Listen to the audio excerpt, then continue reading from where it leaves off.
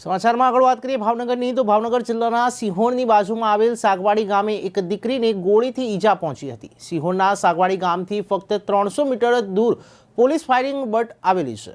આ ફાયરિંગ બટમાં અવારનવાર પોલીસ દ્વારા ફાયરિંગનો પીરિયડ હોય છે। ત્યારે આજરોજ ફાયરિંગની બટની બાજુમાં આવેલ સાગવાડી ગામે એક દીકરીને ગોળી માથાના ભાગે અડીને નીકળી ગઈ હતી।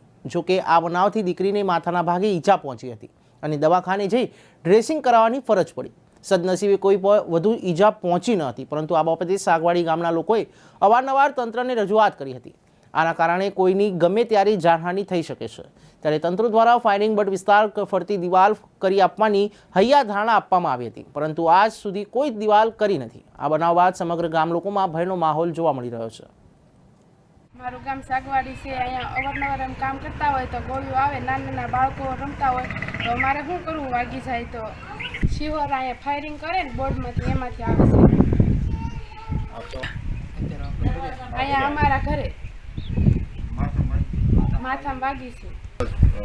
બુધવાર, હા, બુધવારના લગભગ 11:15ની આસપાસ બાજુમાં 300 મીટરની રેન્જમાં ફાયરિંગ બર્ડ આવેલું છે। ત્યાંથી વારંવાર આવી રીતના અમારે ગોળીઓ કે વાડીઓની અંદર આવે છે। આજે નવો એક બનાવ બન્યો છે કે ગામની અંદર, અમારા જ ગામની અંદર એક 18 વર્ષની બેબીને કપાળના ભાગે ઘસાય અને જમીનમાં કૂદી ગયેલ છે। તો આમને 2 થી 3 વાર અમે રજૂઆત કરી છે। તો પોલીસ કર્મી અથવા જે એમના લાગતા ઓળખતા જે કાંઈ અધિકારીઓ હોય એને વહેલી તકે આમનો કાંઈ નિર્ણય આવે એવું અમારી રજૂઆત છે અને અમારી અરજી છે કે અમારે ગામ લોકોને સુરક્ષા મળે અને જે કાંઈ અધિકારી હોય એ આમાં ધ્યાન આપે।